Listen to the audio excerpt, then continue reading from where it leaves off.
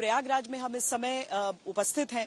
प्रयागराज में जिस तरीके से दूसरा जो अमृत स्नान हुआ उस समय भगदड़ मची, उसके बाद बहुत सारी व्यवस्थाएं बदलने का दावा किया जा रहा है, पर क्या वो व्यवस्थाएं बदल रही हैं, किस प्रकार बदल रही हैं, क्या कोशिशें की जा रही हैं, उन सब पर हम दस्तक में आज नजर डालने वाले हैं। किस तरीके से यहाँ पर डीजीपी पहुंचे, जो उच्च अधिकारी हैं वो सब पहुंचे और यहाँ पर बदलाव की बातें कर रहे हैं। न्यायिक जो जांच के लिए जो टीम यहाँ पर तैयार की गई है उसे भी पहुंचकर ये पता लगाना है पीड़ितों से बात करके कि आखिर यहाँ पर हुआ क्या, हादसा घटा कैसे। प्रयागराज की रीना की तरह देश के कई राज्यों में, कई शहरों में कुंभ की भगदड़ में जान गंवाने वालों की अंतिम यात्रा शुरू होती है।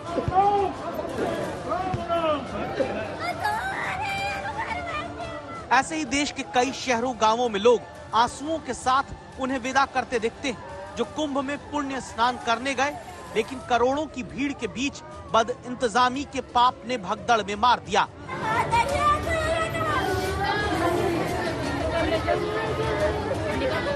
सवाल है, क्या कुंभ में सरकारी आंकड़ों के मुताबिक 30 लोगों की जान ना जाती अगर वक्त रहते वीआईपी को मिलती छूट बंद हो जाती?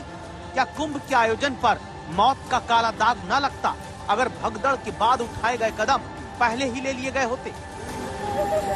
क्या कुंभ स्नान करने आए परिवार अपनों को ना खोते अगर वसंत पंचमी के शाही स्नान के लिए हुए बदलाव मौनी अमावस्या से पहले कर लिए जाते?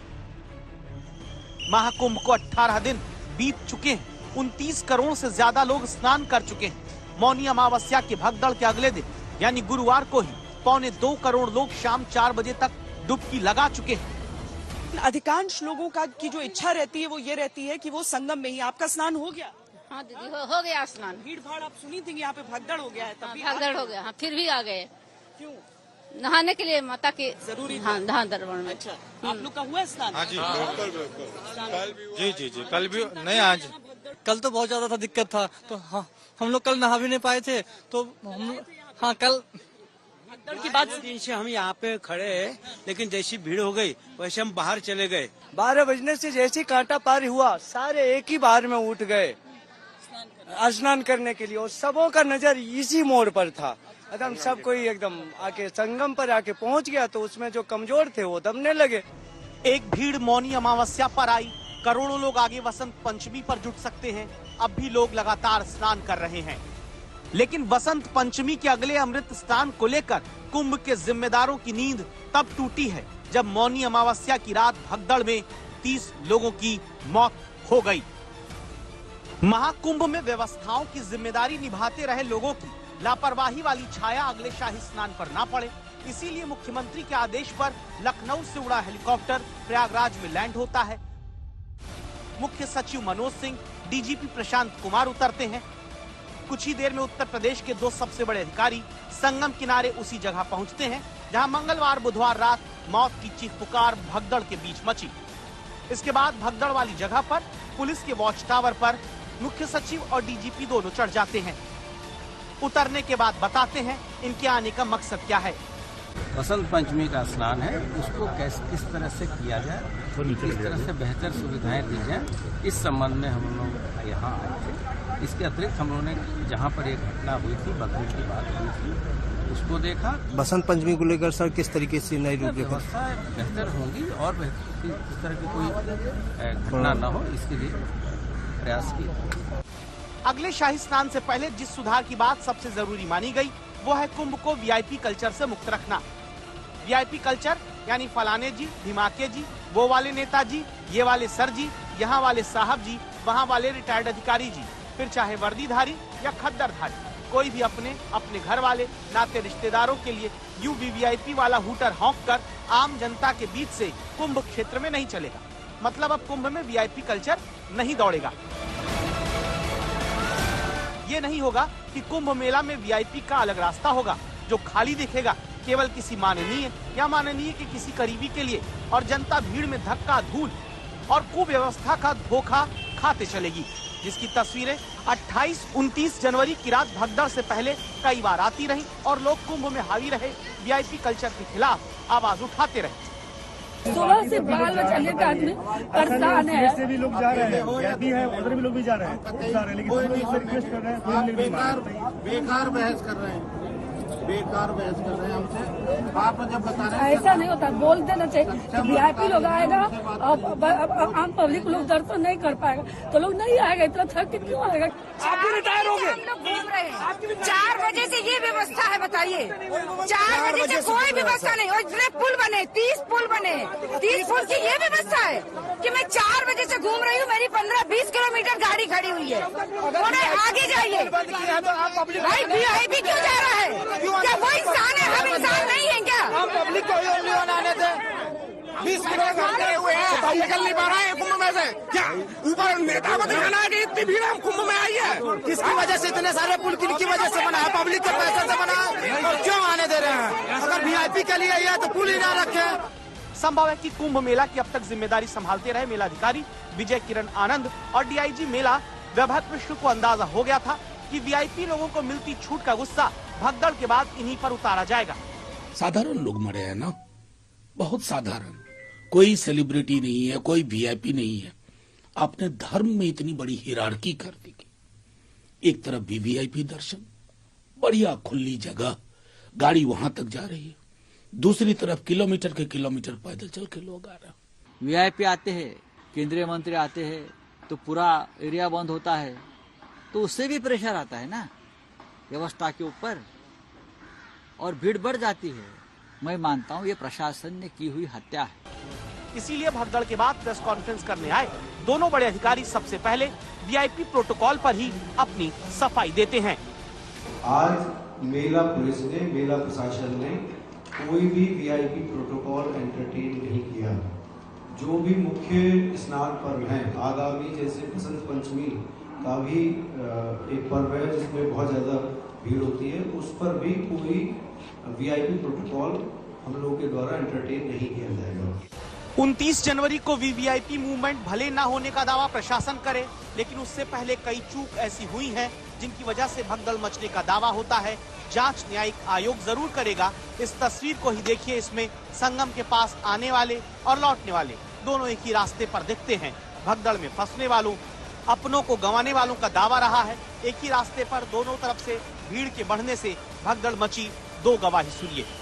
जैसे आदमी यहाँ से घाट पर जा रहे थे ना, तो कुछ लोग उधर से लौट गए, और लौटने के दरमियान में कोई उनको उधर में घुराने वाले भी नहीं थे। इतनी भीड़ था कि वहाँ कोई पुलिस व्यवस्था भी नहीं था। हम लोग नहा के निकले, उधर से धक्का दे, उधर से पूरा गेट खोल दे, दोनों पूरा पब्लिक इधर से खचा खचे भगा, और इधर से पूरा ठेलम ठेले में सब गिर गए।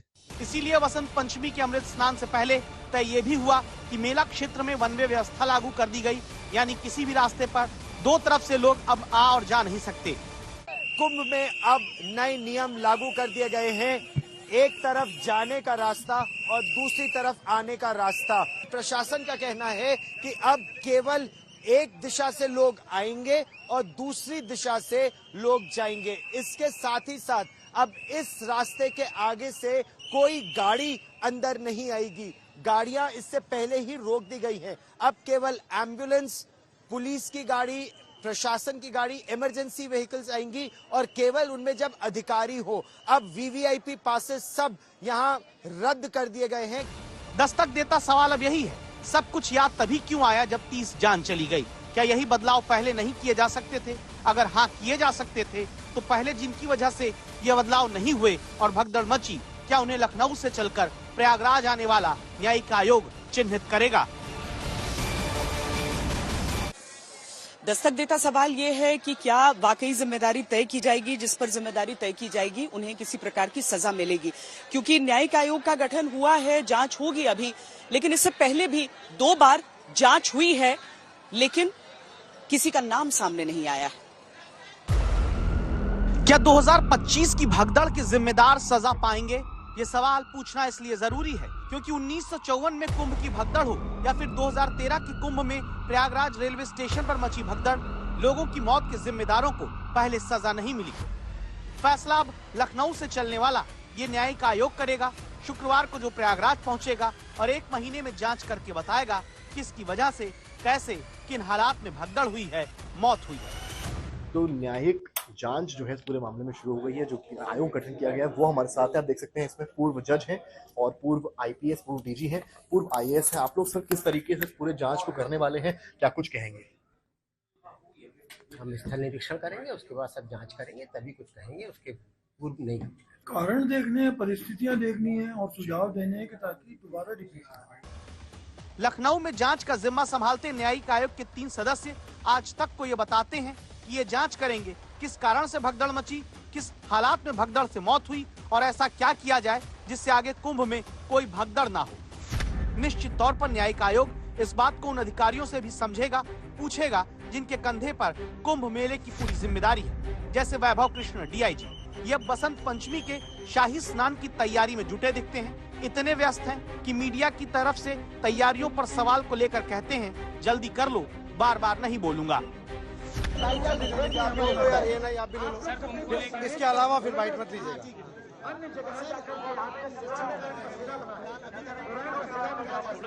देखिए, जो आगामी बसंत पंचमी का मुख्य स्नान पर्व है उसके लिए हम लोग तैयारी कर रहे हैं और अगेन पूरे जो हमारा पिलग्रिम मूवमेंट है उसकी तैयारी कर रहे हैं। उसी के विषय में ड्यूटीज को और स्ट्रेंथन किया जा रहा है। अगले शाही स्नान से पहले लोगों की जिम्मेदारी को मजबूत करते डीआईजी वैभव कृष्ण वही अधिकारी हैं जो भगदड़ के दिन घंटों में वजह बताने में बयान बदलते रहे।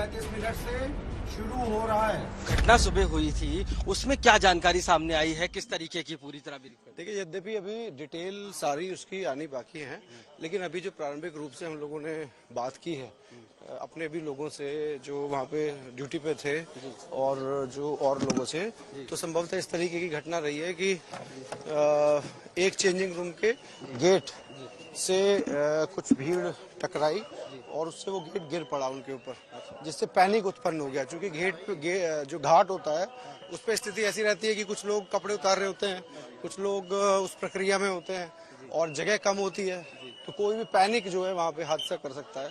तो संभवतः ये कारण रहा। बेला क्षेत्र में अखाड़ा मार्ग पर भारी भीड़ का दबाव बना और इस भीड़ के दबाव के कारण दूसरी ओर के बैरिकेड्स टूट गए और भीड़ के लोग बैरिकेड्स बांधकर दूसरी तरफ ब्रह्म मुहूर्त के स्नान का इंतजार कर रहे श्रद्धालुओं को कुचलना शुरू कर दिया। चेंजिंग रूम से बैरियर टूटने तक थ्योरी बदलती रही, तो न्यायिक आयोग को ये देखना जरूरी होगा कि ऐसे अधिकारी जिन्हें सही वजह तक घंटों मालूम नहीं रहती, क्या वो मेला क्षेत्र की जिम्मेदारी संभालने लायक थे? क्योंकि इन्हीं की अगुवाई में काम करने वाले राजेश द्विवेदी मेला क्षेत्र के एसएसपी पर उत्तर प्रदेश सरकार के मंत्री भी गंभीर आरोप लगाते हैं, आरोप गलत जानकारी देने का। दरअसल भगदड़ के दिन दोपहर तक एसएसपी राजेश द्विवेदी भगदड़ की बात को अफवाह बताते रहे। नहीं, कोई स्टैम्पीड वाली बात नहीं थी। बेसिकली ओवर क्राउडिंग हो गई थी जिससे कुछ श्रद्धालु घायल हो गए थे और अभी जैसा आप देख रहे हैं स्थिति पूर्णतया नियंत्रण में है। किसी भी अफवाहों पर ध्यान न दिया जाए। अब मंत्री उत्तर प्रदेश के संजय निषाद आरोप लगाते हैं कि एसएसपी राजेश द्विवेदी की वजह से ही उन्होंने कुंभ में भगदड़ को गलती से छोटी मोटी घटना कह दिया था। कुंभ के एसएसपी का जो बयान सुना था वो कह रहे थे कि कोई भगदड़ नहीं है, तो वहाँ तो मैं था नहीं। अगर मैं नहीं था तो मेरा कोई जानकारी जब नहीं मिलेगी तो उसे मैं कैसे स्वीकार कर लेता। तो जो घटना जिस तरीके से जानकारी मिली मैंने उस तरीके से मैंने उसे बयां कर दिया। ये है कि कुंभ के जो एसएसपी हैं उनके बयान जो थे उसकी वजह से निश्चित रूप से कोई भी अधिकारी देखते हमारे पास जो कोई मैसेज आएगा उतना ही हम बयान देंगे, उससे ज्यादा हम कैसे दे सकते हैं। जांच करने आ रहे न्यायिक आयोग को एडीजी भानु भास्कर से भी कुछ सवाल जरूर करने होंगे। क्यों करने होंगे, इसलिए पहले ये बयान सुनिए। आपदा योजनाओं के लिए जो हमारे एयर एम्बुलेंस एक विकल्प है, हमारे पास वाटर एम्बुलेंस भी है, हमारे पास अन्य प्रबंधन भी है, हमारे पास ग्रीन कॉरिडोर भी है और इसकी बार बार ट्रेनिंग और रिहर्सल कराई जा रही है ताकि मॉक ड्रिल से अगर कोई भी आपदा कहीं भी होता है हम उसको तत्कालिक रूप से इसको डील कर सकें। हर आपदा से लड़ने की तैयारी बताते रहे एडीजी और इनकी टीम के अधिकारी सिर्फ बातें ही ना करते रहते तो निश्चित तौर पर आपदा आती ही नहीं। वो आपदा जो भगदड़ में अपनों को खोने वालों के आरोप के मुताबिक चंद गैर जिम्मेदारों की लापरवाही का नतीजा कही जाती है। कोई व्यवस्था नहीं भैया ढंग से, प्रशासन की वजह से मैं बाहर से निकल आया, वरना बहुत बुरा हाल है। एक ही लेन बना रखी है, पहले प्रयागराज में एक भगदड़ की बात सामने आती है, लेकिन उसके साथ ही कुछ घंटों के बाद एक और भगदड़ की खबर सामने आती है, पर एक असमंजस की स्थिति बनती रहती है। अब भगदड़ 1 या फिर 2, ये सवाल उठ रहे हैं। दूसरी बात ये कि कितने मृतक रहे, इसमें कितने पीड़ित रहे। अखिलेश यादव की तरफ से ये कहा गया कि मृतकों की जो है वो सूची जारी करनी जरूरी है नामों के साथ। अब प्रशासन की तरफ से कहा गया कि 30 मृत हैं और उसमें से 25 की पहचान हो गई है। क्या स्थिति है यहां पर, कितने मृतक हैं, क्या इस पर सवाल उठाए जा रहे हैं, ये रिपोर्ट देखिए। भगदड़ को लेकर सियासत जारी है। विपक्ष की ओर से 3 बड़े आरोप और सवाल उठाए जा रहे हैं। पहला ये कि सरकार मौनी अमावस्या के दिन हुई भगदड़ वाले हादसे का पूरा सच नहीं बता रही। दूसरा ये कि भगदड़ में मारे गए मृतकों की सूची जारी नहीं की जा रही। तीसरा ये कि महाकुंभ के इंतजामों में खामी थी। इंतजाम सरकार के अच्छे होते तो शायद ये घटना न होती। उन सबकी सूची जारी करनी चाहिए जिन श्रद्धालुओं की मृत्यु हुई है। मैं पीड़ितों से मिलने नहीं जाऊंगा क्योंकि बीजेपी के लोग ये आरोप लगाएंगे कि हम लोग राजनीति कर रहे हैं। सही संख्या अभी भी नहीं बताई जा रही, संख्या को छुपाया जा रहा है। मृतकों की संख्या को लेकर विपक्षी दल से लेकर सोशल मीडिया तक तमाम आरोप लग रहे हैं और उसकी वजह शायद ये कि प्रयागराज मेडिकल कॉलेज की मोर्चरी की दीवारों पर पहचान कराने के लिए आज भी 24 लोगों की तस्वीरें लगी। पहचान करने पर परिजन को शव की शिनाख्त कराई जा रही है, जबकि पुलिस ने हादसे में मृतकों की कुल संख्या 30 बताई थी और बुधवार को ही उसमें 25 की पहचान की बात भी कही गई थी। 30 श्रद्धालुओं की दुखद मृत्यु हो गई है। इनमें से 25 की पहचान हो चुकी है और शेष की शिनाख्त की जानी बाकी है। कुंभ नगरी में आप जहां पर भी देखिएगा आपको लोग ही लोग दिखेंगे। कहीं से कोई आ रहा है, कहीं कोई जा रहा है। कुंभ नगरी में ऐसा नहीं है कि केवल लोग प्रवेश कर रहे हैं, बल्कि यहां से लौटकर वापस भी जाने वालों की संख्या करोड़ों में ही है। लिहाजा रेलवे स्टेशन पर भी आपको भीड़ ही भीड़ दिखेगी। यहां तक कि प्रयागराज की सीमाओं को छोड़कर दूसरे शहरों की तरफ जो लोग जा रहे हैं, वहां पर भी गाड़ियों की लंबी कतारें हैं। योगी आदित्यनाथ की तरफ से कहा गया कि जो लोग हैं सुरक्षित अपने अपने गंतव्य तक पहुंच जाएं और ट्रैफिक जो है वो सुचारू रूप से चले। पर क्या ऐसा हुआ?